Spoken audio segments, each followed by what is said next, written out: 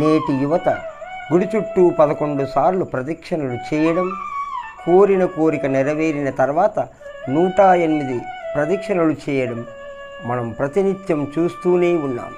పిల్లలు, పెద్దలు అందరూ గుడి చుట్టూ ప్రదక్షిణలు చేస్తూ ఉంటారు.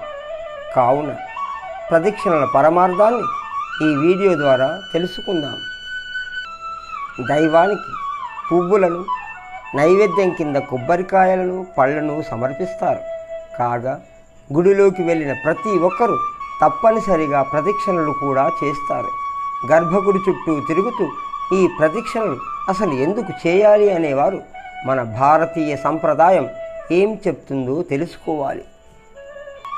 ప్రదక్షిణలు ప్రా అనే అక్షరం పాపాలకి నాశనం, దా అనగా కోరికలు తీర్చమని, ఖి అనే అక్షరం మరుజన్మలో మంచి జన్మ ఇవ్వమని,